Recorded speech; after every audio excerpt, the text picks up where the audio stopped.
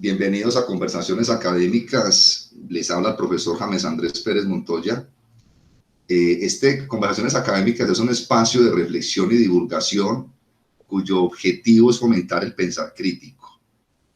Está dirigido tanto a personas interesadas en los temas propuestos como a personas especializadas en algunos temas, de temas que van desde la filosofía, la ciencia, antropología, sociología, arte, religión, con invitados muy especiales, con personas académicas que han trabajado mucho estos temas.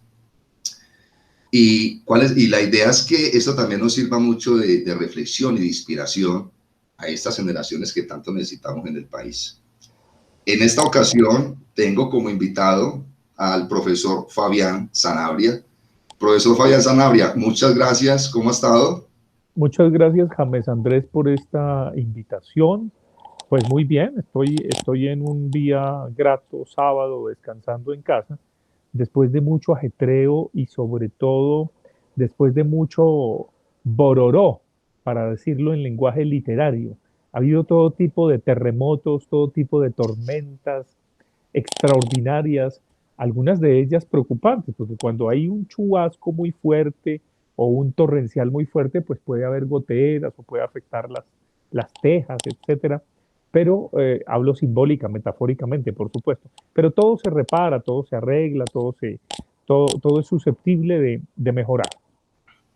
Bueno, muchísimas gracias por habernos aceptado esta invitación. Yo voy a hacer muy corta la presentación suya porque tiene una hoja de vida muy extensa. Entonces acá lo que diga va a ser muy sintético. El profesor Fabián Sanabria es bachiller académico del Colegio República de Colombia, un nombre muy bonito de este colegio. Es antropólogo de la Universidad Nacional de Colombia con un trabajo sobre reflejos de un imaginario en la religiosidad popular. También estudió en la Universidad de París 8, Antropología y Sociología de lo Político, con un trabajo sobre lo religioso, campo de la política en América Latina, en París. Y su estudio más alto es doctor en Sociología de la Escuela de Altos Estudios en Ciencias Sociales, con un trabajo sobre su trabajo de doctorado, Apariciones contemporáneas de la Virgen en América Latina, un ejemplo de las recomposiciones de creer en el corazón de la modernidad. Tiene más de 30 artículos científicos, 10 libros, ha incursionado en campos también como la literatura. Bueno, en el 2002 fue invitado por el Departamento de Estado norteamericano en el programa de política exterior y procesos de toma de decisiones. También ha sido profesor en la titular de Cátedra de Estudios Colombianos en Antonio Nariño en la Universidad de París. Entonces, básicamente, él tiene un gran conocimiento de la sociología, de la antropología, de la religión. Bueno, me faltó decir también, fue director del ICANN, director del Instituto Colombiano de Antropología e Historia, y comisario general del año Colombia-Francia en el 2017. Profesor investigador, básicamente. Voy a preguntarle al profesor, yo creo que empecemos como desde el principio. ¿Usted por qué se inclinó por estos temas? En la escuela, en el colegio, sus padres, no sé. ¿Cuáles fueron sus inicios en la academia? ¿Cuáles sus motivaciones, sus influencias personales? Comencemos por eso. Pues hombre, yo desde muy niño empecé a jugar a ser profesor. Y eso de empezar a jugar a ser profesor, pues es una experiencia inédita, porque me encantaba escribir en la puerta con un pizarrón, en la puerta de mi cuarto, y de algún modo repetir y variar lo que había aprendido en la escuela y en el colegio. Yo soy hijo de lo público, soy un hijo de la escuela pública, del colegio público, de la universidad pública más importante de este país, que es la Nacional, de la Sorbona, que indudablemente es una universidad pública, estatal, y de la Escuela de Altos Estudios en Ciencias Sociales de París, que igualmente es pública. Entonces, evidentemente he jugado desde niño a ser profesor, es algo que me fascina, que es mi vida, pero debo señalar que hay un elemento fundamental en el ser profesor y es el deseo. Yo no podría ser profesor si no fuese un hombre de deseo. Cuando hablo de que soy un hombre de deseo, es alguien que reconoce su falta, su vulnerabilidad, aquello que nos hace provisionales. Y es evidente que desde Sócrates uno puede entender esa relación que tenía Sócrates con Alcibiades, que tenía con sus discípulos y que es una relación de sublimación, que es una relación simbólica, que es una relación de cuerpo y de alma, por supuesto, repito, sublimada. Y señalo esto porque con los tiempos que se avecinan, cada vez veo más una represión del deseo, una represión de lo simbólico de la intimidad, de la libertad. Cada vez estamos en un mundo más aséptico y de más moralina. Cada vez vamos a tener una especie de nada de sexo, somos digitales. Cada vez vamos a tener una suerte de prohibición donde casi que los profesores, si volvemos después del confinamiento a un aula de clase, tenemos que mirar al techo y estar casi que esposados. Hay academias norteamericanas, por ejemplo, de un puritanismo aterrador, en donde un profesor no puede atender a su estudiante, hombre o mujer, en la oficina a puerta cerrada, sino a puerta abierta, porque se están multiplicando los casos aparentes de acosos y de abusos sexuales. Entonces, evidentemente, el profesor tiene que mirar como para el techo. Casi que hay algo en las sociedades que se ha vuelto en una especie de auscultación del deseo. Y esto es bastante preocupante porque con la post pandemia, si algún día llega, o por lo menos el post-confinamiento, el deseo va a estar cada vez más vigilado y castigado. Y asocio la palabra deseo con la siguiente palabra que es más colectiva, que es el creer. El deseo tiene que ver con las creencias, con el creer individual y colectivo. Y en esa medida, desde muy niño, me interesó ver las creencias no solamente en el ámbito religioso, sino político, estético, científico, cultural, en todos los campos de la producción cultural. Entonces, básicamente yo he sido un estudioso de deseos y creencias, de mitos y ritos. Soy un estudioso de esas cosas y cada vez más mis preocupaciones son literarias y artísticas. Cada vez más creo en esa ciencia que simplemente publica artículos indexados y se dedica a la bibliometría y a que le suban el miserable sueldito al investigador, mandando el artículo a ver si se lo reconoce la revista indexada o Colciencias, cuando un instituto como Colciencias o sus equivalentes en el mundo generalmente tienen la plataforma chiviada, copiada de otro lado, se cae, es simplemente una cosa burocrática como el Ministerio de Ciencia colombiano. Entonces, evidentemente, cada vez más, dijéramos, soy menos creyente de la ciencia y más creyente del arte, de la literatura, de esa otra libertad que está por fuera de los circuitos de lo que llamamos ciencia. Porque obviamente hay muchas formas de conocimiento y si bien el conocimiento científico sería una de las formas de conocimiento más importantes, hay otras formas de conocimiento que no son forzosamente el conocimiento científico occidental. Y yo creo que ahí hay una, dijéramos, tenemos una aproximación a la manera de pensar que durante mucho tiempo en los sistemas escolares y educativos se desunió, se separó, tiene una ruptura con los modos de sentir. Yo abogo por una razón sensible. Yo no concibo la educación si no hay una experiencia sensorial. Y por supuesto eso es muy preocupante para los puritanos que solo quieren una experiencia racional del conocimiento, que no involucran el cuerpo, que le temen al cuerpo y a la sexualidad. Entonces, de plano, entro justamente en un campo que es el ámbito mío, que es el ámbito del cuerpo. La gran pregunta de Baruch Spinoza y de Gilles Deleuze, ¿qué puede un cuerpo? ¿Qué puede un cuerpo deseante? Es quizá la gran pregunta de mi vida y me batiré siempre por mostrar que es fundamental que haya cuerpo y que es fundamental que haya deseo. Entonces, evidentemente, eso es grosso modo la gran motivación, porque indudablemente uno se enamora de sus profesores, de sus profesoras. Los estudiantes también se enamoran de uno. Cuando digo se enamoran, me refiero a algo simbólico. No me estoy refiriendo a algo, dijéramos, carnal. No me refiero a algo que pueda ser malinterpretado en este ambiente de moralina tibia que está no solamente en este país, sino en muchos otros cada vez más. Y cada vez más después del confinamiento nos van a decir mucho cuidado, porque por todos lados se van a ver acosos, abusos, etcétera, etcétera. Lo cual no quiere decir que, que no los haya, por supuesto que los hay, por supuesto que hay personas que abusan del poder, pero indudablemente la dimensión en que estoy hablando es en una dimensión socrática. No hay que olvidar, repito, el diálogo del banquete de Platón, donde Sócrates se enamora literalmente de su discípulo Alcibiades y logra sublimar ese amor que siente por su discípulo. Entonces, evidentemente, estoy señalando una provocación, por supuesto, y estoy lanzando casi como una bomba Molotov en este momento, porque de eso no se habla. Casi que uno quisiera hablar de competencias, quisiera hablar en los sistemas educativos hoy día de cuántos libros leyó, cuántos artículos publicó, etcétera, etcétera, pero no hay una carnalidad, no hay una corporeidad del aprendizaje.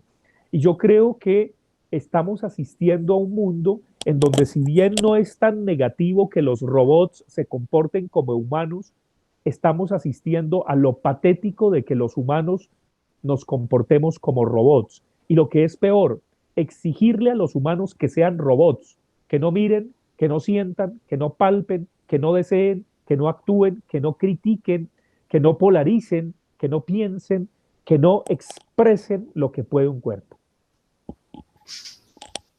Hay varias cosas interesantes en lo que nos acabó de decir el profesor Sanabria. Te me has acordar de lo siguiente. Yo en algunas de mis clases he dicho lo siguiente. Los griegos eran más liberales que nosotros. Si uno se pone a mirar, de pronto los que nos escuchen dirán que estoy equivocado. Los griegos iban al gimnasio desnudos. Por supuesto, los Juegos Olímpicos, por ejemplo, no eran los Juegos Olímpicos de hoy, que es a ver quién bate el último récord Guinness, y que están llenos evidentemente de un sentido de competencia y más de entretenimiento y de espectáculo. Los Juegos Olímpicos era para que los atletas, sobre todo hombres, y fundamentalmente eran hombres, se observaran desnudos, observaran sus cuerpos desnudos, desearan su belleza. Ese es el origen de los Juegos Olímpicos. Me imagino que si seguimos con la moralina tibia imperante, con el tiempo le van a poner la hoja de parra a las imágenes que algunos ilustradores han hecho de esos cuerpos desnudos de los Juegos Olímpicos. Claro. Y otra cosa interesante, lo que dijo también lo he dicho en algunas clases y grandes profesores que he tenido. Por ejemplo, habían discípulos. Es decir, la relación maestro-discípulo muy diferente a la relación profesor-estudiante. Aristóteles estuvo en la academia 17 años con Platón. Bueno, al final de sus días, Aristóteles va a decir, en una famosa frase que ha sido muy citada, soy amigo de Platón, pero soy más amigo de la verdad. Es decir, sí, creo que se acordó, o sea, la paideia, la cultura griega. Entonces yo en ese sentido he dicho que los griegos eran muy liberales en ese sentido. Y creo que lo que usted está diciendo de enamorarnos de los profesores, las personas que he entrevistado, los profesores que he entrevistado, prácticamente me han dicho lo mismo.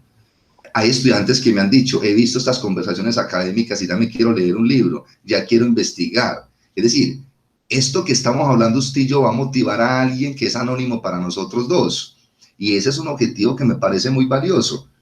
Entonces, en ese orden de ideas, yo quisiera preguntarle también, bueno, también le quiero decir esto, acá tenía el libro de Foucault, La inquietud de sí, historia de la sexualidad, donde Foucault retoma a los griegos y hace un estudio muy hermoso de la sexualidad griega, para que lo tengan en cuenta y lo que nos están escuchando. Y simplemente para hacer una acotación, porque nuestros oyentes, quienes nos ven, quienes nos escuchan, valdría la pena, y sobre todo con una cantidad de intelectuales, entre comillas, o más bien académicos, academiquitos, diría yo, que se las dan de Foucaultianos y que se las dan de predicar a Foucault hoy día, que volvió a estar de moda Foucault, pero esquivan la historia de la sexualidad. Es como si le tuvieran miedo a los 4 tomos, porque son 4, el último acaba de ser publicado, Las Confesiones de la Carne, justamente me llegó el ejemplar original en París, Les Aveux de la Chair, también está traducido ya al español.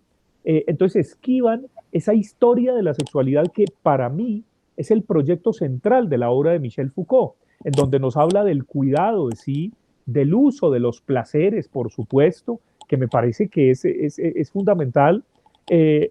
Pasando por, se me escapa en este momento el tercer nombre del tercer volumen, pero el cuarto volumen son Las Confesiones de la Carne, el uso de los placeres, la inquietud de sí, sí, lo traducen como la inquietud de sí. Entonces, en la medida en que se aproxima uno a este gran proyecto de la historia de la sexualidad, esto tiene una vitalidad y una actualidad enorme hoy, se da cuenta de que la sexualidad y el sexo son invenciones de finales del siglo XVIII y principios del XIX, que antes lo que había era la carne. Por eso tan maravilloso ese cuarto tomo que siquiera se tradujo, aunque Foucault no quería, cuando se murió, lo dejó listo para la imprenta, pero no quería que lo tradujeran porque no estaba, es decir, algo había ahí muy raro, las confesiones de la carne. Y esto es muy importante volviendo a los griegos, que es la nota que quiero de pie de página ponerle a nuestros televidentes, llamémoslos así, o teleaudientes más bien, y es que en el mundo griego tenían más derecho a la herencia en términos de propiedades materiales los amantes del guerrero que la esposa y los hijos. Es decir, el guerrero tenía un amante, un muchacho que era amante, y en términos de herencia, si probaba que era amante de su guerrero, cuando fallecía el guerrero, tenía más derecho a heredar el amante que la esposa o los hijos. Eso sería inconcebible en el mundo contemporáneo. Máxime cuando estamos en unos debates a veces muy insulsos, pero a veces necesarios en términos de reivindicaciones, cuando por ejemplo la pareja de alguien que es homosexual o que es gay, hoy sí podemos hablar de homosexualidad, porque no en la época de los griegos, porque sería un anacronismo. Repito, la sexualidad es un invento de finales del 18 y principios del 19. Podemos decir de la época griega que había intercambios sexuales no, carnales entre personas del mismo sexo, o del mismo sexo, aunque repito, el sexo es una invención del siglo XVIII. Entonces, en este caso, entre varones. Entonces, obviamente, esto es muy importante para bajarle al escándalo a propósito de la diversidad sexual y afectiva, que hoy es un tema capital en las sociedades contemporáneas. Y entonces, hoy día, lo señalaba, es muy difícil, por ejemplo, el amante de alguien que se declara gay o que estaba en el closet cuando fallece su pareja, que le den algo de los bienes que tenía el señor. Eso es casi imposible debido a la moralina tibia que hay y debido al ocultamiento que generalmente mucha gente está entre el closet y puede ser bisexual o puede ser casada. Por ejemplo, hay hombres casados. Yo sostuve en unos videos que se hicieron hace 10 años de Punto Colombia, que Colombia es un país cacorro. Cuando digo que Colombia es un país cacorro, es un país que le teme a la sexualidad, que le teme al deseo, que le teme a la afectividad, que le teme a la intimidad, que le teme al cuerpo. Y todo está troquelado por una moralina fundamentalmente religiosa que hoy se disfraza en lo políticamente correcto. Entonces, en lo políticamente correcto hay que mirar como para otro lado. En lo políticamente correcto se pretende, por ejemplo, que las identidades sexuales son para toda la vida. Es decir, que usted es para toda la vida hasta que la muerte lo separe heterosexual u homosexual o bisexual o transexual. Y resulta que hoy las identidades son múltiples y diferidas. Y lo que usted fue ayer probablemente no lo sea hoy. Y lo que es hoy probablemente no lo sea ayer en todo, en lo religioso, en lo político, en lo económico y también en lo sexual. Entonces, evidentemente, esto es muy importante porque estamos cargados de moralina y aquí yo hago una invitación a que la gente lea la historia de la sexualidad de Foucault y ojalá ese cuarto tomo, no es que le esté haciendo propaganda, pero es que es muy importante, las confesiones de la carne, porque él hace ahí un paréntesis y se dedica a estudiar los primeros siglos cristianos y en particular consagra su estudio a San Agustín, quien es el gran inventor de la auscultación del deseo, de la vigilancia del deseo, porque hay una preocupación terrible por el deseo y por él mismo que era un pagano y por supuesto un promiscuo, pero como su mamá Santa Mónica sufría tanto, después la canonizaron y fue Santa Mónica, entonces empieza a transformar su personalidad y a producir todo un discurso de sí, una vez más las prácticas de sí, todo un discurso de sí, pero para castrar el deseo, para eliminar el deseo. Y hoy día hay temas maravillosos que trata Foucault en las confesiones de la carne, como por ejemplo la erección, las poluciones nocturnas. Todo ese tipo de cosas en la vigilancia cristiana son peligrosísimas. Hay que combatir ese mal, ¿no? Entonces San Agustín se vuelve como una especie de inquisidor o de preinquisidor del deseo. Y señalo esto porque en el mundo contemporáneo están surgiendo y se están multiplicando a diestra y siniestra especies de purificadores y purificadoras del deseo.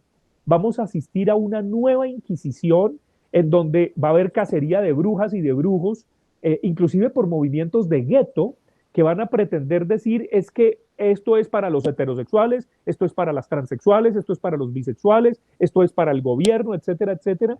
Y en el fondo es un gran temor al deseo y un gran temor al cuerpo.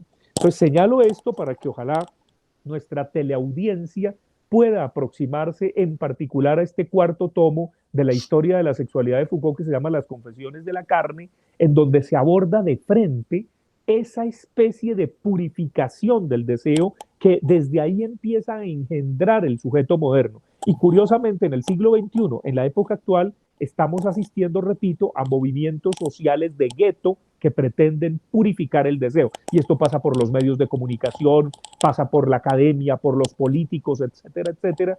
Y allí la tal purificación del deseo, desgraciadamente, quizás San Agustín hizo una labor más importante, porque por lo menos San Agustín creía en el más allá, creía en la ciudad celeste en oposición a la ciudad terrestre. Aquí no hay ninguna ciudad celeste, aquí nadie nos garantiza un paraíso perdido al cual llegaríamos si purificáramos el deseo. No, simplemente aquí es la castración por la castración.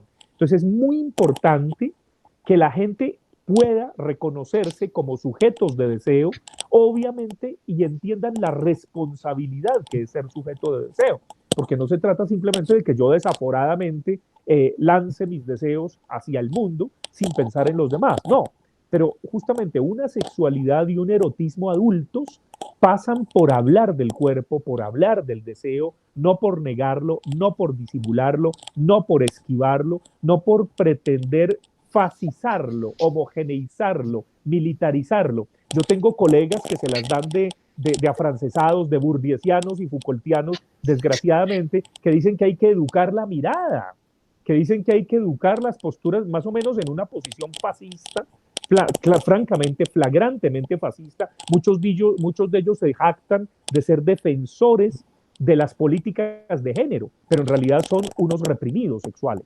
Entonces, evidentemente, yo creo que aquí estamos asistiendo a algo que va a sacudir nuestras maneras de ver y de dividir el mundo, pero efectivamente tiene que haber un ejercicio político de pelear por el cuerpo y de batallar por el deseo. Uno de sus grandes temas de estudio, usted nos planteó con todo lo que nos ha dicho hasta el momento, es el saber, el creer y el deseo. Hay cuando Aristóteles dice, todos los hombres desean por naturaleza saber. Hay una relación entre el deseo y el saber. Eso lo dice la metafísica. Yo quisiéramos acá saber, porque esto pues van a escucharlo muchas personas, en esas inquietudes suyas sobre el deseo, sobre el creer, sobre el poder, usted hizo dos carreras que fueron sociología y antropología. Brevemente, porque esto sería muy extenso para explicarlo acá, ¿qué relación ve entre ambas? Es decir, ¿de qué se ocupa la sociología? Durkheim va a decir que se ocupa de ciertos tópicos, Malbrer va a decir que de otros, y de qué se ocuparía la antropología. Yo le quiero mostrar algo antes de que me conteste esa pregunta. Acá tengo un libro de Marvin Harris, Caníbales y Reyes, antropólogo, y tengo un libro de Ernest Cassirer, pero mire lo que dice, antropología filosófica. Alguien me decía, no, eso no es antropología, eso es filosofía. Yo quisiera como que en su bagaje, ¿usted por qué se inclinó por ambas disciplinas? ¿Qué relación hay entre ellas? ¿O son dos caras de la misma moneda? Básicamente es eso. Sí, diría que son dos caras de la misma moneda. Justamente no puedo dejar de ser antropólogo ni sociólogo, aunque confieso que últimamente me siento muy cercano más cercano a la antropología que a la sociología.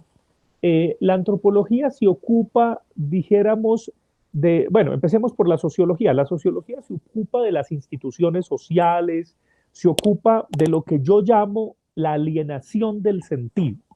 Es decir, qué tan alienados colectiva, grupal, institucionalmente estamos los seres humanos. Y habría una necesaria alienación para que la sociedad funcione. El mismo Marcel Mauss, en sus obras completas de antropología y sociología, dice que aquel que se reconoce alienado es el que llamamos sano de espíritu. Entonces hay una alienación fundamental. Si yo me vuelvo amigo de usted, me alieno a usted y probablemente dejo de ser amigo de muchas otras personas por preferirlo a usted. Ahí hay una alienación. Las instituciones, desde la familia, la escuela, la iglesia, el trabajo, el Estado, son fundamentalmente alienantes. Si no hubiese alienación en el lazo social, no habría lazo social. Entonces, la sociología estudia la alienación del sentido y sobre todo la alienación del sentido de lo individual a lo colectivo. Y la antropología estudia el sentido de la alienación. Es decir, es la otra parte. Es decir, ya no es de lo individual a lo colectivo, sino de lo colectivo a lo individual. ¿En qué medida el hecho de que yo me vuelva católico o testigo de Jehová o mormón o amigo suyo, a pesar de que me aliena, me da sentido? ¿En qué medida el hecho de que yo participe en un rito donde hay que ponerse de pie, arrodillarse, cumplir unas reglas, a pesar de que eso es alienante, me da sentido? ¿En qué medida a partir de seguir unos principios no morales, sino lógicos, formales, eso me da sentido? Entonces está, por un lado, la alienación del sentido, de lo individual a lo colectivo, de lo personal a lo institucional, y por otro lado, el sentido de la alienación de lo colectivo a lo individual o de lo grupal, institucional a lo personal. Entonces, en ese sentido, para mí esas dos disciplinas son absolutamente imbricadas, absolutamente complementarias. Yo no podría hacer lo uno o lo otro, me formé en ellas y últimamente he encontrado en esa interdisciplinariedad una triada que me proyecta los intereses actuales, que me vuelve transdisciplinario e indisciplinado a los ojos de mis colegas estricto sensu antropólogos o estricto sensu sociólogos, y es la literatura. En la literatura, en la narración y particularmente en la novela y en la nueva novela, Le Nouveau Roman, en esa nueva novela que inauguró Nathalie Sarraute y que tiene que ver con Marcel Proust y que tiene que ver con Samuel Beckett y que es una escritura en primera persona, en donde soy yo quien asumo como personaje de ficción mi realidad en la ficción y me desdoblo de algún modo. Ese ejercicio de ser narrador de primera persona, que es un coraje fundamental que se tiene, pero ese narrador de primera persona no necesariamente soy yo, no soy yo el Fabián Sanabria de carne y hueso, sino la construcción o la película que elaboraría yo mismo de mí mismo. Y ahí me nutro de todo lo que he aprendido teórica y metodológicamente, tanto en antropología como en sociología. Y obviamente sin pretensiones científicas y sin pretensiones de decir la verdad. No, simplemente es mostrar las condiciones de posibilidad de un personaje, de una realidad, de una situación. Y es por eso que hace 10 años empecé a incursionar en la literatura y cada vez más veo que ese es mi destino y mi futuro. Y además cada vez veo que son mis colegas, mi mundo universitario, el que me empuja a que realice ese destino.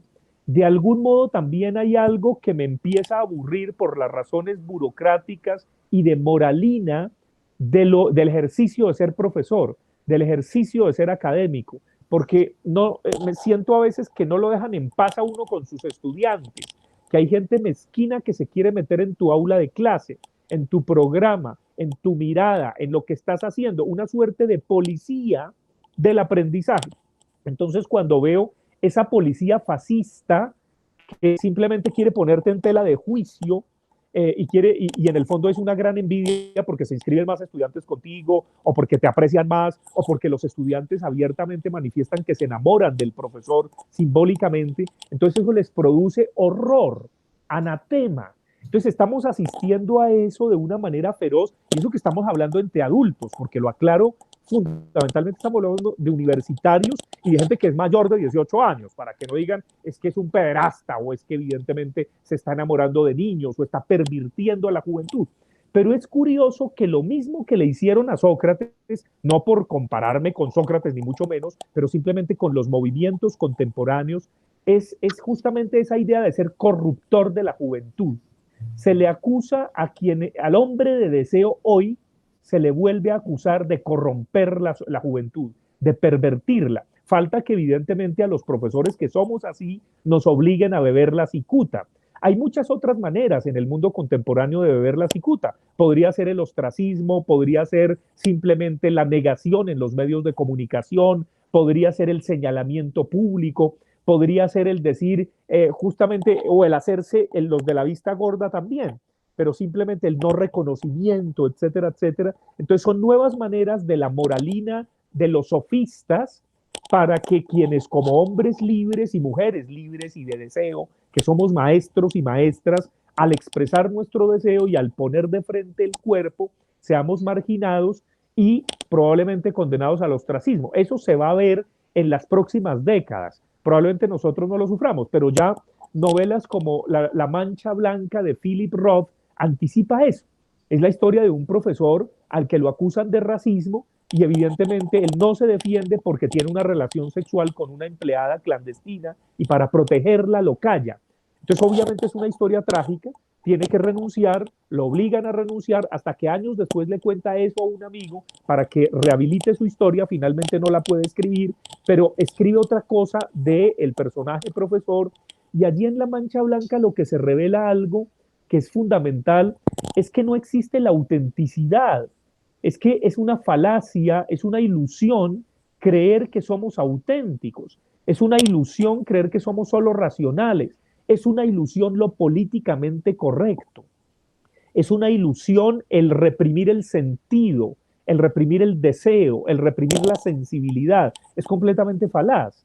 Entonces evidentemente vamos a asistir a ello y justamente como esto se instrumentaliza políticamente en el mundo contemporáneo, entonces si se le quiere cargar la persecución a una persona que de pronto es incorrecta por sus opiniones, por sus juicios, por sus creencias, por lo que expresa públicamente, es una molestia pública, le inventan un escándalo sexual, le inventan un abuso sexual, se lo montan. Y si no existe, se lo crean, se lo fabrican como relato. Y lo peor no es que se lo fabriquen los poderes que están arriba, sino los mismos colegas. Son los mismos que comparten aula de clase con uno los que te vigilan. De algún modo, para seguir con Foucault, y esto es importantísimo de explicarlo, pasamos de una sociedad disciplinaria panóptica a una sociedad de control donde es el otro el que nos vigila y se vuelve policía nuestro. Tenés mal puesto el tapabocas, no estás bien sentado, estás mirando demasiado a esa muchacha, estás saliendo con ese muchacho, uy, a los estudiantes no se les puede invitar un café, etcétera, etcétera. Y luego pasaremos a un tercer nivel que es más tenebroso, que es una sociedad de vigilancia y autovigilancia, en donde uno mismo, so pretexto de estar, por ejemplo, contaminado de COVID-19, baja la aplicación y va donde el policía y le dice, arrésteme porque tengo síntomas de COVID-19 o porque aunque no tengo síntomas, puedo contagiar a otros. Entonces, evidentemente, estamos pasando a un nivel de vigilancia y autovigilancia que puede ser más tenebroso y que evidentemente un filósofo como Byung-Chul Han señala como un peligro en Corea del Sur y por supuesto en China, en donde las libertades individuales se acabarían, en donde evidentemente es la mirada del otro la que nos juzga y eso va a generar una suerte de paranoias, de esquizofrenias, de maneras de sospecha permanente. Y a mucha gente la van a manipular así, la van a controlar así. Entonces, si tú te vuelves, dijéramos, indeseable para el sistema, van a auscultar en tu vida privada y en tu vida íntima y se van a pillar algo de hace 15 o 18 años donde de pronto tuviste una relación afectiva con alguien, nada del otro mundo, coqueteaste con alguien o le dijiste qué bonita estaba esa niña y ella te va a acusar de acoso y ella va a señalar con estas nuevas ópticas que era que usted la estaba acosando. Pero además estamos asistiendo a algo que puede ser más tenebroso aún con respecto al deseo. Y es que sí va a haber una suerte de chantajes también, en donde si hay un estudiante, hombre o mujer, que por ejemplo no dé el rendimiento académico en una asignatura, si esa persona se le da la gana, 2 años después o 6 meses después o ya mismo, va a una comisión de género y dice es que el profesor me está acosando. Y entonces usted no tiene derecho a evaluarla, usted es apartado, usted es señalado porque es un acosador. Y como ella es víctima supuestamente, y como es un relato fabricado, entonces evidentemente ya está condenado. Esas son las prácticas que en este momento estoy estudiando y evidentemente me voy a volver un enemigo del scratch. el scratch son unas prácticas tenebrosas de guetos feministas extremos en donde, sobre pretexto de liberar las reivindicaciones de las mujeres, que son muy importantes esas conquistas evidentemente, simplemente hay una cantidad de damas castradoras que quisieran en la pira pública, como la Inquisición, quemar a los machos porque han sido dominadas toda la vida, sin reconocer que, por ejemplo, el machismo se ha incubado desde la más temprana infancia en hombres y en mujeres, fundamentalmente por la abuela, la mamá, la amiga, la novia, la esposa y la amante. Justamente es una negación de eso que Lacan llamaba la perversión, es decir, la versión del padre, la versión del macho, porque la versión del padre y la versión del macho se la inventan las mujeres. Entonces ahí hay algo que tiene que ver con la castración, simbólicamente hablando, que tiene que ver con el poder, que tiene que ver con la idea de casi que arreglar cuentas ante esa desigualdad fundamental que ha habido, en donde indudablemente a lo largo de muchos siglos los hombres han dominado a las mujeres y han abusado de ellas y las han toqueteado y las han vituperado. Eso es innegable, eso hay que reconocerlo y hay que denunciarlo, pero denunciarlo a través de los justos mecanismos y procesos y no a través del método llamado scratch, en donde, sobre pretexto de que la cultura no actúa, entonces se busca avergonzar a los machos, ojalá para castrarlos simbólicamente con difamaciones, con todo tipo de calumnias, pero sobre todo para anularlos en la vida pública y para que carguen un estigma. Entonces estamos asistiendo a ese gran problema contemporáneo. Y hay debates ya que se están abriendo en Europa, en Estados Unidos, en Canadá, sobre hasta qué punto el método del scratch de las feministas radicales lo que hace justamente es perder todas las conquistas que el feminismo ha logrado históricamente, que son fundamentales. Casi que sería una especie de manifiesto feminista extremo patriarcal, en donde casi que solo se puede hablar de feminismo si usted es feminista. Si no, usted no puede hablar de eso. Es decir, ellas tienen un manifiesto de puro gueto, en donde hay de aquel que hable de sus temas. Casi que te queman en la plaza pública. Y yo con esto que estoy diciendo, estoy arriesgándome a que todas me caigan en masa y a que me digan, claro, es que usted es un violador, un acosador, un macho, etcétera, etcétera. La ventaja que tengo es que yo también soy minoría, es que yo soy homosexual. Entonces, evidentemente, ante esas circunstancias, yo también soy minoría, señora.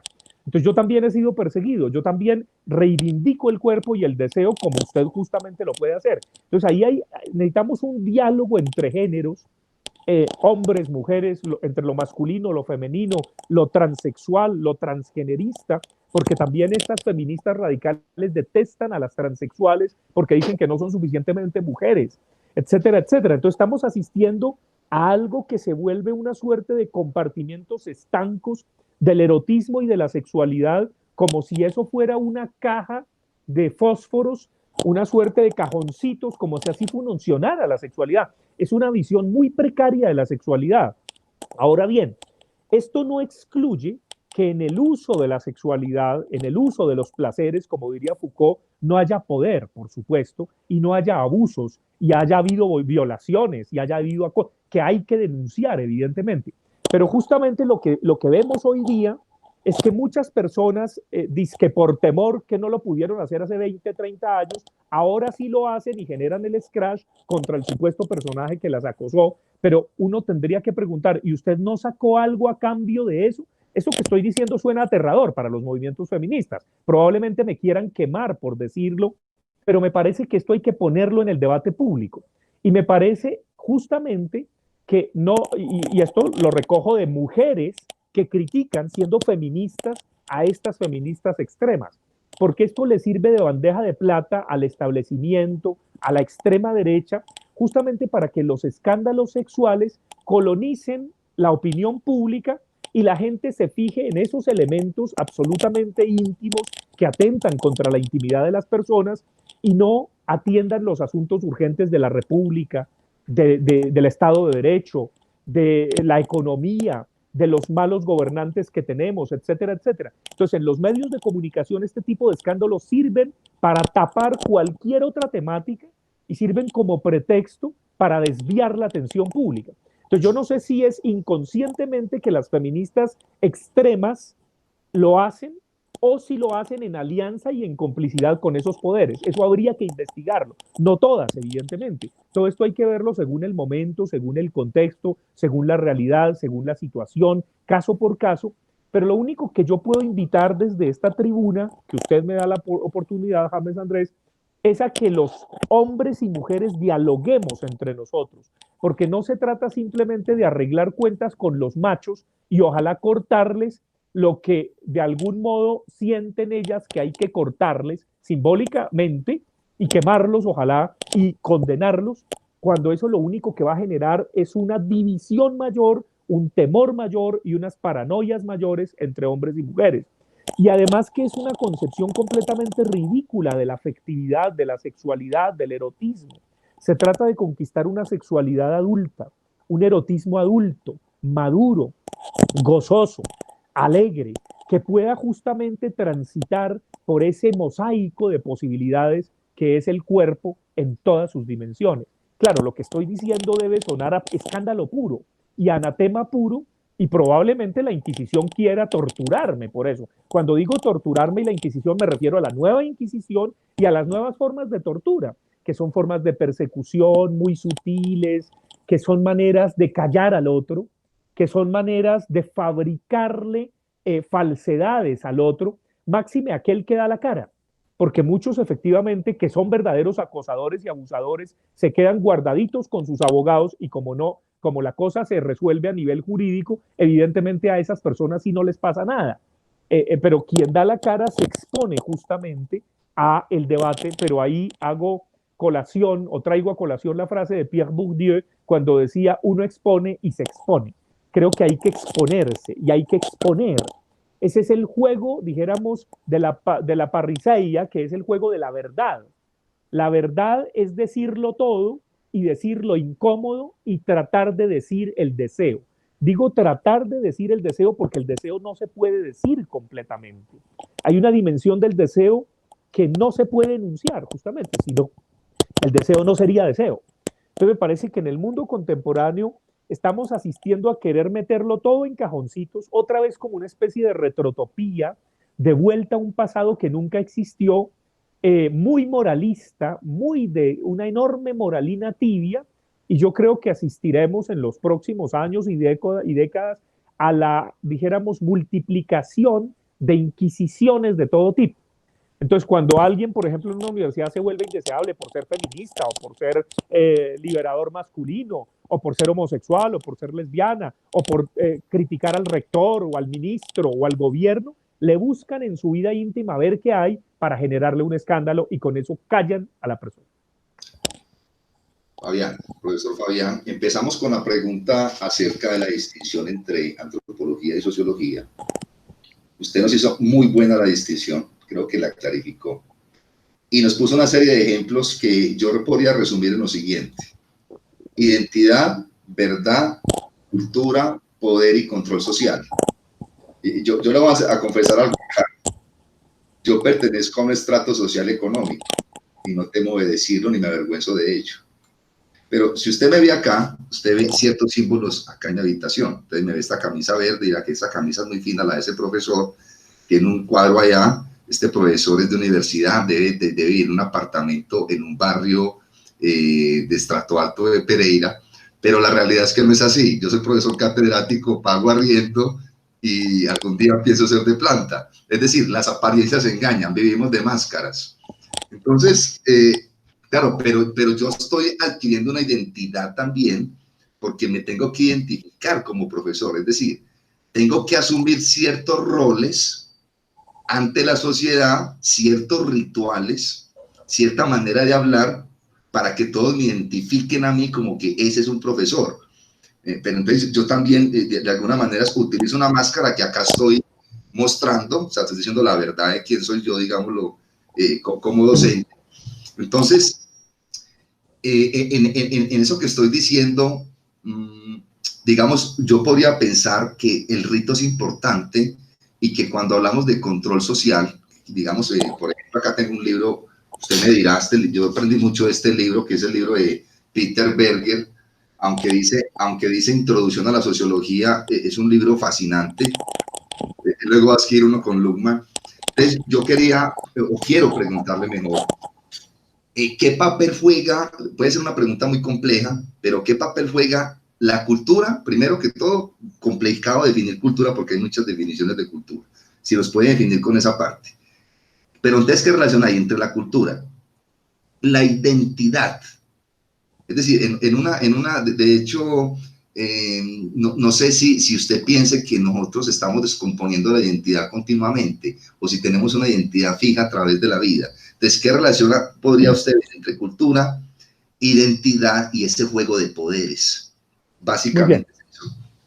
Bueno, lo primero que haría sería pluralizar, ya que hablamos de juego de poderes en plural, la palabra cultura y la palabra identidad. Entonces hablaría de culturas, es decir, la cultura conjugada en plural, identidades, conjugada en plural la palabra identidad, y por supuesto poderes. Cuando hablo de culturas, pues yo creo que la definición más elemental de cultura, conjugada en plural, es que es el modo de sentir, pensar y actuar de un individuo o de grupos de individuos. Entonces, pluralicémoslo. Perdón que me interrumpa, Fabián. Creo que esa es la definición que da Durkheim, si no estoy mal o estoy equivocado. Sí, uno de los clásicos de la antropología y de la sociología. Entonces, hablemos de modos de sentir, pensar y actuar, sentir, pensar y actuar de individuos y grupos de individuos. Eso es la cultura. Y esos modos de sentir, pensar y actuar nos los introyectan desde la más temprana infancia. Desde pequeños nos introyectan esas maneras de ver y de dividir el mundo. Y obviamente se cultiva eso. Cultura tiene que ver con cultivar y por eso hay una relación cercana entre cultura y agricultura. Tiene que ver con el campo, tiene que ver con la tierra, con el terreno común. Bueno, muy bien, entonces hay modos distintos de sentir, pensar y actuar. Entonces, evidentemente, no se comporta de la misma manera un japonés que un árabe. No se comporta de la misma manera un barazana del Baupés que un bogotano. No se comporta, ni siente, ni piensa, ni actúa de la misma manera un indio de la India que un chino. Entonces, son modos de sentir, pensar y actuar, y obviamente dentro de China y de India, ver de dónde es, si es de Calcuta, si es de tal sitio, etcétera, etcétera. Entonces, no se va, y de qué barrio, y de qué estrato, y de qué condiciones, etcétera, etcétera. Entonces, sus modos de sentir, pensar y actuar varían, evidentemente, ¿no es cierto? Entonces, eso sería la noción de cultura conjugada en plural. Por supuesto, hablaríamos de las culturas, pero también está justamente la noción de identidad en plural. Identidades. Es decir, ya no hay una única identidad hasta que la muerte nos separe. No. Las identidades son múltiples identificaciones. Siempre lo han sido. No hay una única identidad. Sería además la vida muy aburrida. Y lo que el mundo contemporáneo nos ha revelado es que las identidades son una cantidad de fichas de rompecabezas que al armarlas faltan fichas y no nos va a dar la carátula del rompecabezas. No, faltarán fichas, hay cosas incompletas, inconclusas, hay cosas que se dan un día y mañana no. Entonces, evidentemente ya no, esto rompe, por ejemplo, con la noción de vocación, que se creía hace unos años que a uno lo llamaban, yo no sé de dónde, de la estratosfera sería, y era el vocare para que uno fuera sacerdote, médico, abogado, ingeniero, etcétera, etcétera. Y resulta que a uno no lo llaman de ningún lugar. Resulta que uno llega a hacer lo que puede, de acuerdo con sus circunstancias, como diría Ortega y Gasset. El hombre es él y sus circunstancias. Entonces, evidentemente, las identidades son una realidad plural, son una realidad cambiante. Y ya no hay identidades fijas, ya no hay identidades paquidérmicas, cavernícolas, para siempre. No, usted puede tener un doctorado universitario y de pronto hace un negocio de empanadas de pipián, le va mejor con eso y deja la academia. Ya usted no, en serio, a mí me pueden echar de la Universidad Nacional si mis colegas me montan y digo montan porque sería así desde mi punto de vista, me montan un acoso sexual y por persecución política con complicidad probablemente de las directivas, pero sobre todo los colegas, con toda la hipocresía que se maneja en las instituciones universitarias, me echan. Pero yo puedo, dijéramos, tener un negocio de jugos de toronja y me vuelvo millonario con los negocios de jugo de toronja y después, las paradojas son así, la misma universidad, cuando ve que soy muy importante, otra vez vuelve y me llama y me da un doctorado honoris causa y me perdona, porque las instituciones son así. Entonces, evidentemente, las identidades son múltiples y diversas. No hay una identidad para siempre. Usted puede hoy, por ejemplo, tener una identidad de género masculina y puede volverse transvesti o transexual. Es decir, ya hay gente que se opera físicamente sus órganos genitales y eso es posible. Eso sonaba escándalo hace 10 años. Eso era y resulta que no. Entonces, evidentemente, las identidades, usted puede ser testigo de Jehová y mañana se vuelve Hare Krishna. Usted hoy día dice que es heterosexual y resulta que, y es homofóbico y resulta que en el fondo es un homosexual escondido. Es decir, ese tipo de cosas ocurren todo el tiempo, que es un poco lo que hablo en ese video de Colombia, país cacorro. Entonces, evidentemente, las identidades son un mosaico de posibilidades. Pero hay algo que debo señalar respecto a las identidades y a la cultura en plural, respecto a los poderes, y es que no existen sin alteridades. Es decir, yo no puedo ser sin los otros. Son los otros los que me transforman. Son los otros los que me hacen reinventar el mundo y la vida. Yo solo soy gracias al otro. A partir de esta videoconferencia, algo nuevo de mí se produce. Evidentemente estoy diciendo unas barbaridades para mucha gente, para otros unos elementos muy de gran iluminación sobre la vida social o filosófica o política o cultural, si se quiere. Entonces, evidentemente eso nos transforma. La relación con el otro nos transforma. Y me atrevo a decir algo que es mucho más complejo. La relación con el otro no solamente humano, sino animal o vegetal. Claro, el problema es que en Occidente nos creímos el cuento de que el hombre era el amo y señor de la naturaleza, pero el COVID-19, el coronavirus, lo que nos ha enseñado es que la naturaleza y el cosmos puede seguir perfectamente sin nosotros. Perfectamente la cosa puede seguir sin el humanito. Entonces, los humanitos no somos necesarios.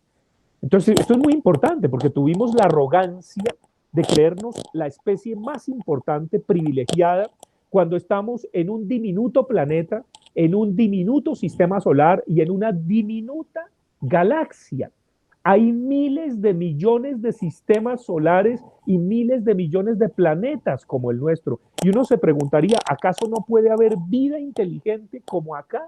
Porque si no la hay, seríamos un error del universo, que esa es la otra posibilidad y que estemos solos. Eso es extraordinario. Son las dos grandes posibilidades astronómicas que hay.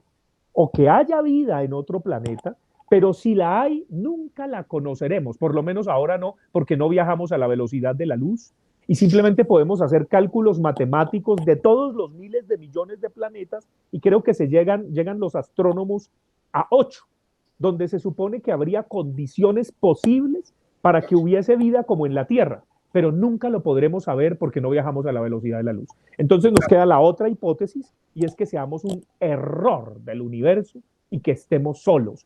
A veces me gusta más esa segunda hipótesis, que somos un error, que estamos solos y que como tal, como error, pues se puede prescindir de los errores y la vida y el cosmos puede seguir sin nosotros, humanitos.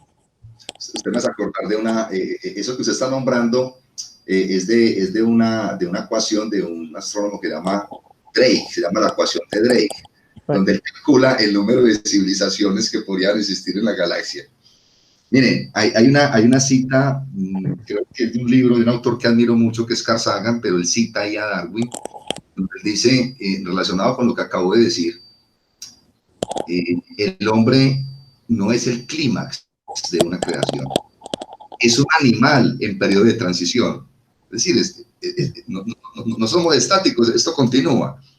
Yo también quisiera, ya que hablamos de cultura, poder, identidad, y creo que esa clarificación que usted nos da de hablar mejor en plural, es decir, una síntesis es que la identidad se difumina, la identidad cambia, como el camaleón, digámoslo de esa manera, aunque también hay algunas tesis que plantean que se conserva cierta identidad en el fondo.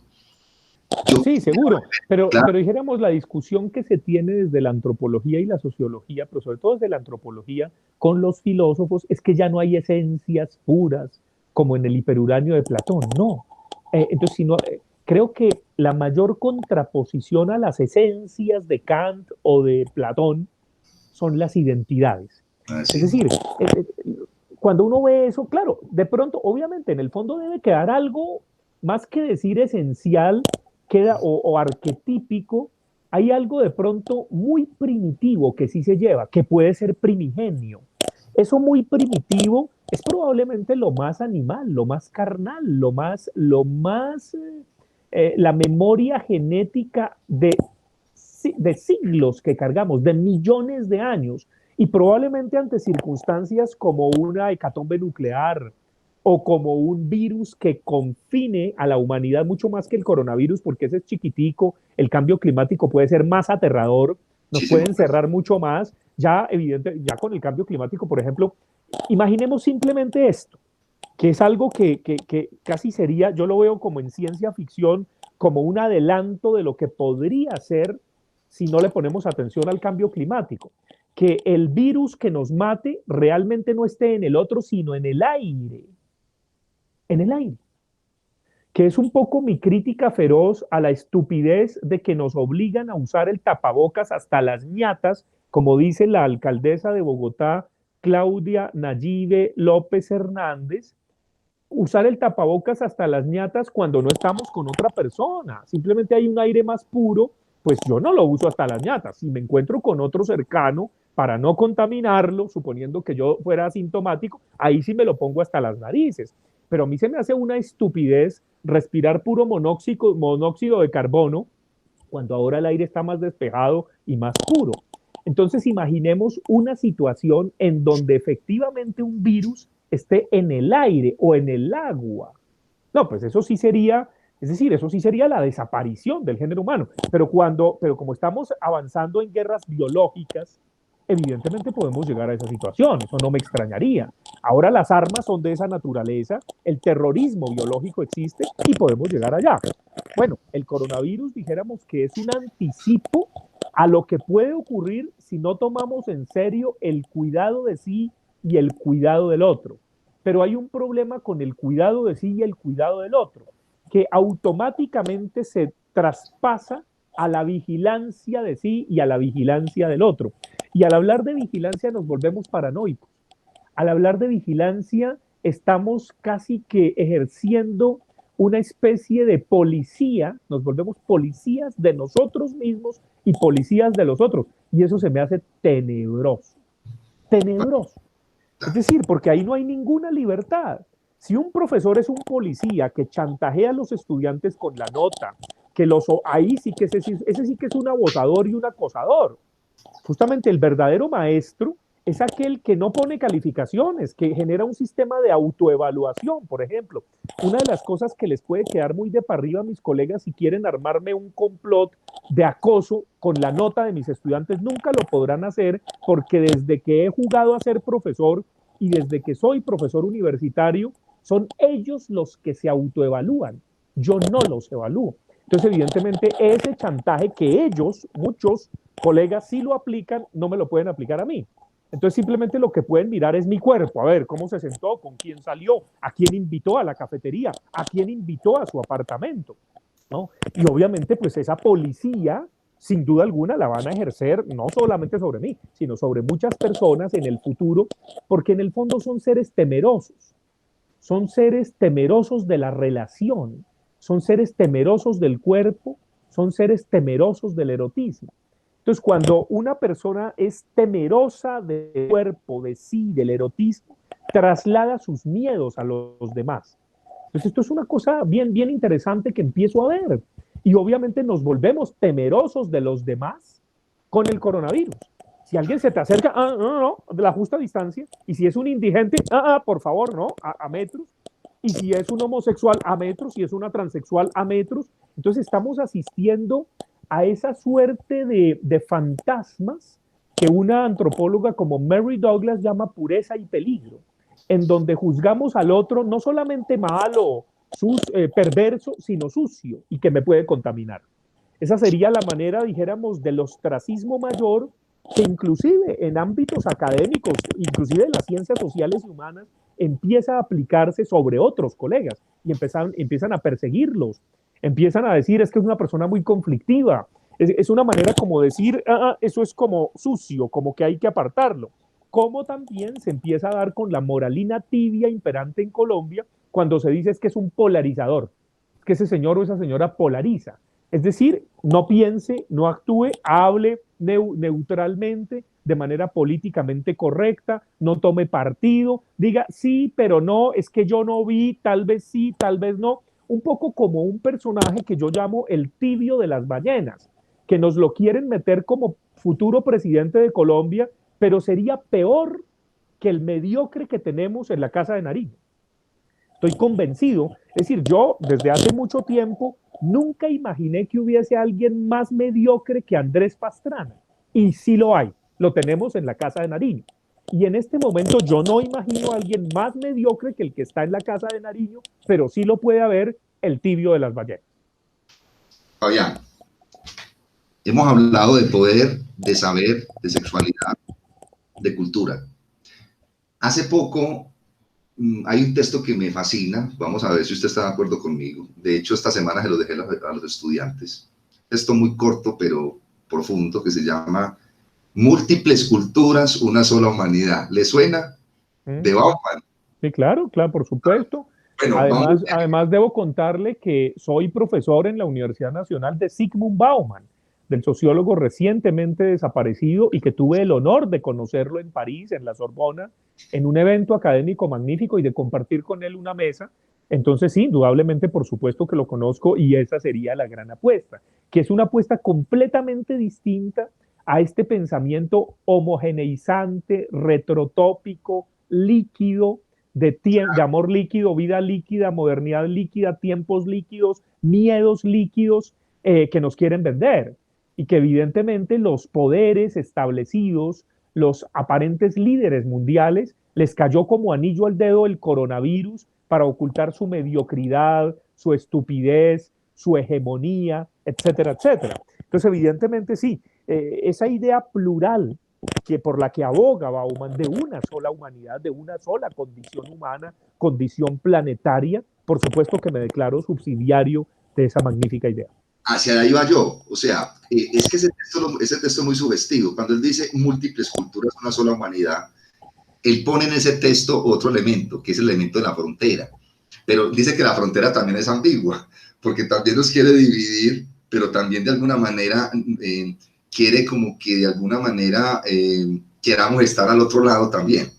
Yo quisiera preguntarle, aún con la admiración que usted le tiene a Bauman y que yo también le tengo, le prometo, ¿usted está de acuerdo con esta tesis de Bauman? Es decir, ¿cree que nosotros podemos llegar a ser una sola humanidad conviviendo una multiplicidad de culturas? Pues mire, ese es el gran reto que tenemos como habitantes terrícolas de este planeta. Si no somos capaces de en medio de la multitud, multiplicidad, diversidad, crisol de posibilidades que somos, si no somos capaces de reconocernos humanos, estamos perdidos. Yo creo que esa condición humana es lo que mi maestro Marco Ye llama condición planetaria.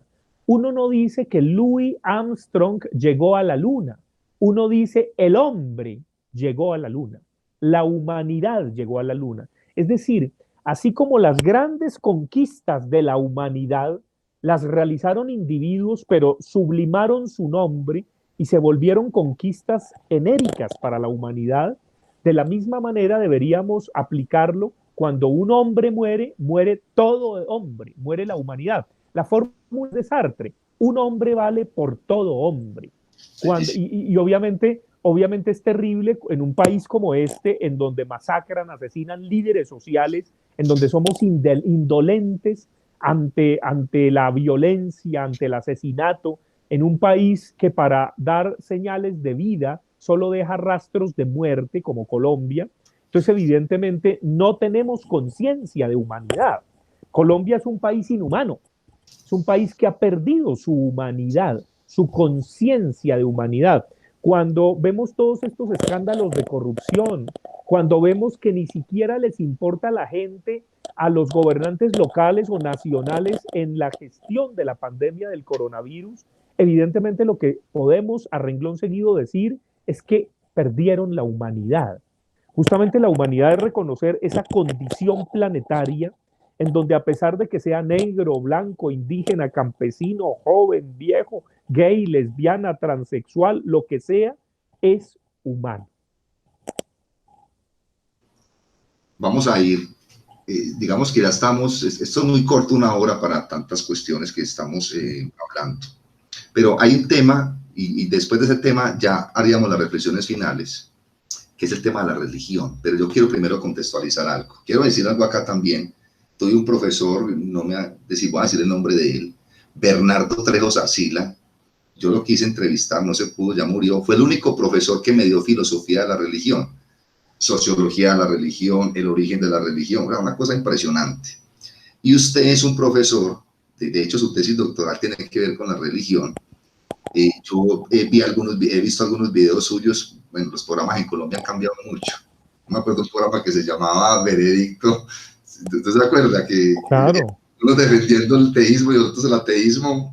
Claro, que lo dirigía un personaje, quien lo creyera, que era Claro. Néstor Morales, y que en ese momento era libre e indocumentado, como se dice. Hoy día se volvió el cuñado de la República, por ser el primer cuñado de la nación. Y evidentemente hoy día se volvió un reaccionario desde Blue Radio, y todo su pensamiento evidentemente se fue al diablo, literalmente.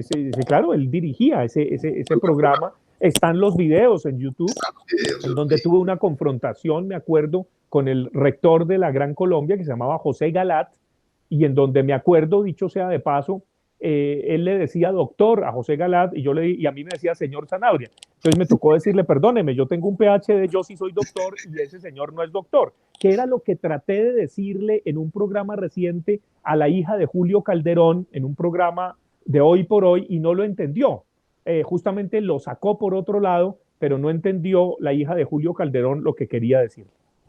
Entonces, mira, en ese tema de la religión, porque no lo quiero profundizar mucho, entonces hablamos de monoteísmo, hablamos de politeísmo, de la religión más antigua que ha existido, es que sabemos que es el naturalismo, es decir, se cree en lo que se ve y se siente. Creíamos en el sol, casi todas las culturas creían en los objetos celestes. Y luego llegamos a religiones más complejas como el monoteísmo. Yo me acuerdo que Gustavo Wilches, que lo escuché acá en Pereira, va a decir que una de las grandes estupideces humanas es que pasamos del politeísmo al monoteísmo. Ya, de esa diversidad de dioses para escoger pasamos al monoteísmo. Luego llegamos al panteísmo y bueno, y está el ateísmo y el teísmo. La pregunta es la siguiente. O quiero escuchar su comentario. ¿Por qué ha sido tanto su interés en la religión? Desde su doctorado, en su maestría, ¿cuáles son los puntos ahí que le interesan de la religión? Veo también que tiene atrás, veo que tiene atrás un símbolo, eso dice mucho. El hombre es un animal único. ¿Por qué ha sido su interés por la religión, profesor Sanabria? Bueno, porque es que la religión es religare, es volverse a unir, es reunirse, es congregarse. Y un poco como diría Durkheim, la religión es la sociedad. La sociedad, no puede haber sociedad sin religare, sin reunirse, sin congregarse. Entonces, evidentemente, hay algo que es una dimensión muy importante del ser humano, que es la dimensión simbólica. Entonces, nada más maravilloso en términos simbólicos que reunirse en torno a la mesa, con otra persona, en torno a un altar, etcétera, etcétera. Cuando yo hablo de religión, no me refiero a las formas religiosas, que son muy diversas. Puede haber muchísimos ropajes para reunirnos, para ascender, para sentirnos, claro, para formar parte de la humanidad, y muchas prácticas que conlleven a eso, repetitivas, solemnes, etcétera, cultos, que serían los ritos, evidentemente. Pero dijéramos, yo creo que si hay que definir al hombre, a la humanidad como especie, diría que es un animal religioso. Es decir, un animal que no se conforma con la muerte, que no se conforma con la soledad, que no se conforma con el aislamiento y por eso se quiere unir, se quiere ligar, se quiere reunir.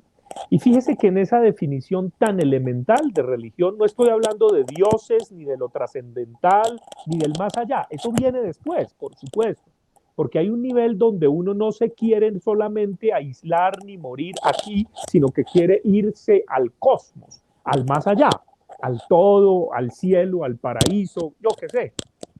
Entonces, evidentemente, dijéramos que para mí es fundamental esa dimensión de religare de la condición humana, pero al mismo tiempo soy menos antropocéntrico.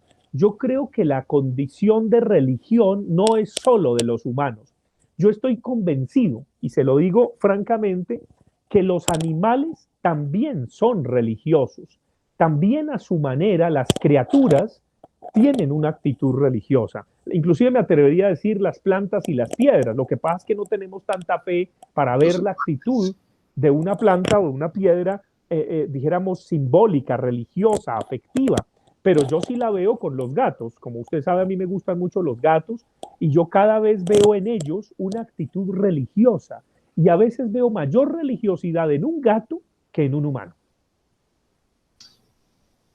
Bueno, que ojalá estuviera el gatico por ahí, que lo he visto mucho con el gato. Yo tengo 3 gatos en la casa. Debe estar durmiendo el condenado porque se la pasa durmiendo, lo dejé durmiendo en el cuarto, estábamos arrunchaditos, le dije, ay, Abelardo, mi gato se llama Pedro Abelardo, no solo Abelardo, algunos lo confunden con un abogaducho que es un usurpador del nombre de mi gato, no, el mío se llama Pedro Abelardo, y Pedro Abelardo lo llamé así porque era hijo de una gata que se llamaba Eloísa. Entonces yo no me di cuenta y simbólicamente me inventé un incesto, imagínense, para más escándalo.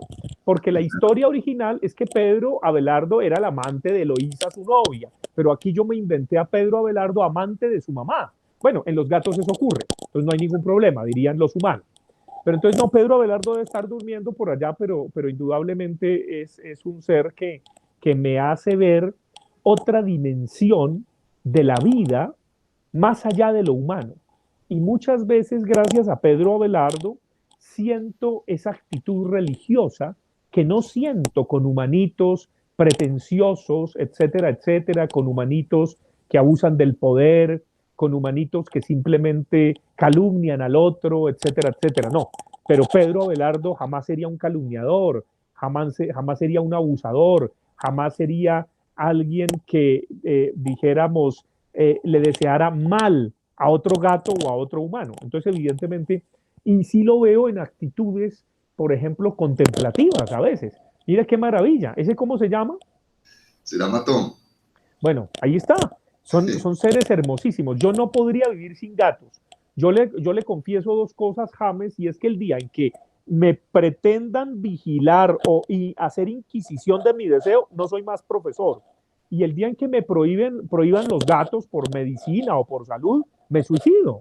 Yo no puedo vivir sin gatos. De ese Mire, tamaño.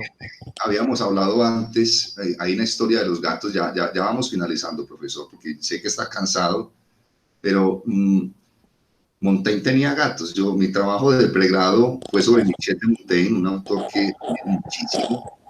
Él decía, ¿quién sabe si el gato es el que está jugando conmigo y no yo con el gato? Obvio. Es una frase que yo la cité ahí en la monografía, bellísima. Y tantos intelectuales que han tenido una relación con los gatos, Foucault, Derrida, Sartre, la relación con los animales. Yo pienso que hoy hablaba yo en una clase que cuando nosotros ampliamos el círculo de la compasión, es decir, que no solamente nos quedamos en la mirada antropocéntrica, sino que ampliamos nuestra mirada a otras criaturas, al medio ambiente, eso también nos hace más humanos. Yo quisiera terminar, esta pregunta es obligatoria para todos los que están acá en mi programa.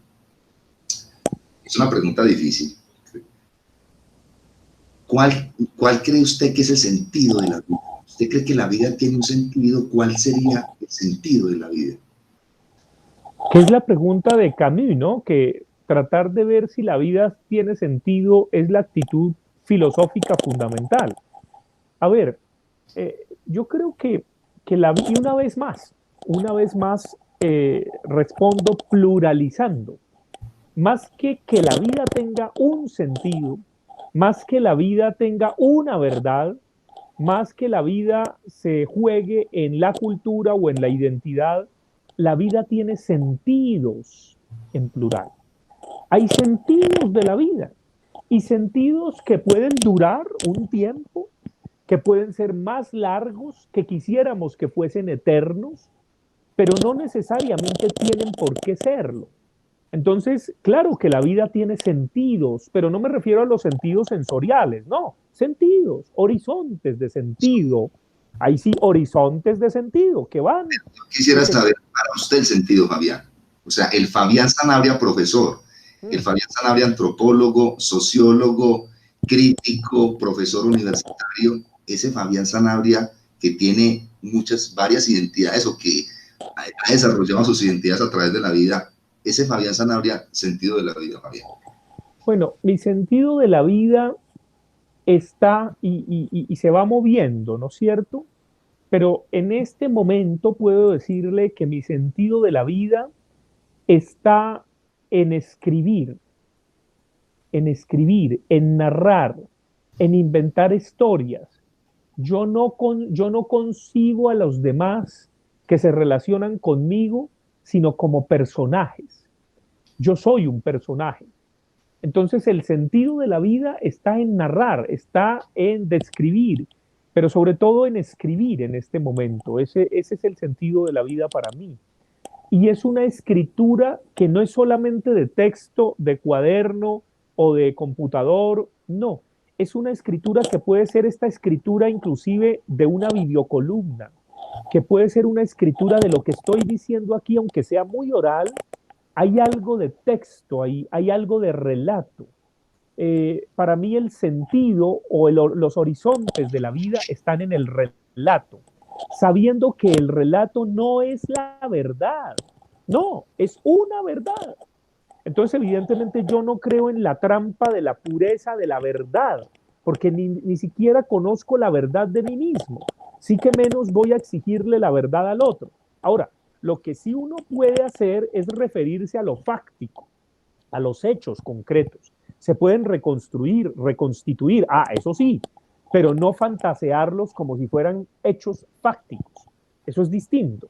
Entonces, obviamente, para mí el sentido de la vida está en relatar, está en escribir y en hacer un relato de otro relato.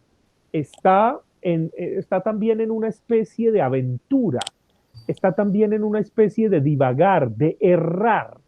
Claro, eso suena paradójico porque el errar y el error es la misma raíz y cum nacere, el conocimiento es errar, es plantear preguntas, ¿no? En eso está el sentido de la vida. Pero dijéramos que también lo encuentro en cosas muy puntuales, cosas que me alegran la vida.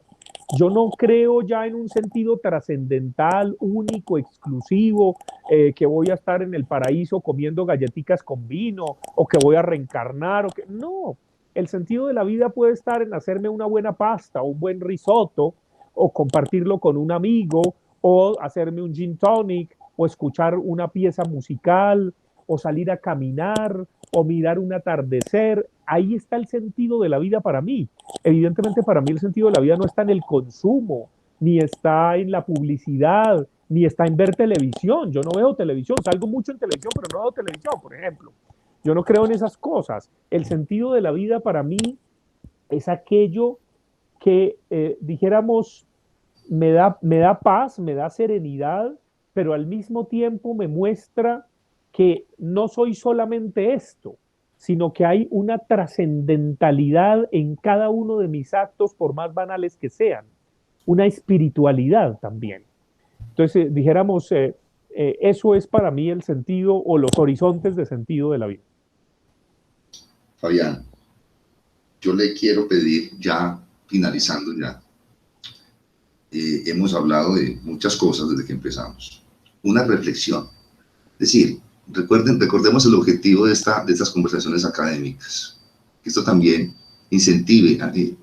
Yo me acuerdo que yo leí un libro cuando estaba en primaria y eso me incentivó para estudiar ciencia, para estudiar filosofía, una frase de un profesor, es decir, las influencias que uno tiene son múltiples. Denos una reflexión sobre lo que quiera, sobre la educación, sobre la política, sobre el país, si quiere de algo que no hayamos tratado en clase, que también pueda incentivar a los jóvenes, no sé. Le dejo completa libertad para que nos hable de una reflexión final, que sería ya lo último. A ver, yo quisiera traer a colación, así como usted nombró a Michel de Montaigne, a un personaje que quiero mucho, que es uno de los tres más importantes poetas de Francia y probablemente de la historia de Occidente, que es Arthur Rimbaud.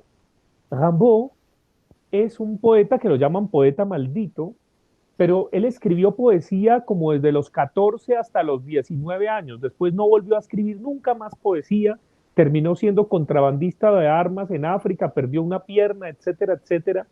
Pero en los años realmente importantes, 16, 19 años, 16, en que escribió poesía, Rimbaud nos enseña dos cosas que quisiera decirles particularmente a los jóvenes que me escuchan, que me ven, que me siguen a través de las redes sociales y que creen en mí de algún modo. Rimbaud nos habla de dos elementos fundamentales, o la vida y la poesía de Rimbaud nos habla de dos posiciones fundamentales. De un lado, la lucidez y de otro lado, la esperanza. Esperanza y lucidez. Lucidez y esperanza. La lucidez es la lucidez del deseo, es la lucidez del pensamiento, es la lucidez de la razón, es la lucidez de la lógica, es la lucidez de una especie también de racionamiento mental, de la mente, la lucidez de saber, esta persona me va a tumbar, esta persona me está haciendo una encerrona, esto no va a ser así, me están prometiendo esto y esto no es. La lucidez es que se me muere un ser querido y nunca más lo voy a volver a ver. Pero la esperanza es que quizás se me aparezca en sueños. La esperanza es movilizadora. La esperanza nos permite volar. La esperanza nos permite la utopía. La esperanza nos permite, sí, soñar. Entonces, entre esperanza y lucidez hay que reconstruir, reinventar la vida. Entonces yo invito a los jóvenes particularmente que nos ven a que tengan esperanza y lucidez, lucidez y esperanza. Y sobre todo, no se dejen quitar la lucidez del deseo, porque desde mi punto de vista, la lucidez del deseo, como la lucidez del creer, es esperanza. Para mí ha sido un gran honor tenerlo acá en este programa, Fabián. Ya con usted es el tercer programa y espero seguir conversando con grandes académicos de Colombia. Pienso que este país tiene grandes personas, entre ellas usted, Fabián. Yo le agradezco mucho su tiempo, sé que se mantiene muy ocupado, creo que tuvimos una conversación fluida, aprendí mucho de usted y creo que todos van a aprender de usted. Muchos agradecimientos, Fabián, y nos volveremos a ver en algún momento. Un abrazo. Claro que sí, James Andrés, muchas gracias y un abrazo para los suyos, para sus gatos, muchos ronroneos y efectivamente ahí nos encontraremos en la vida.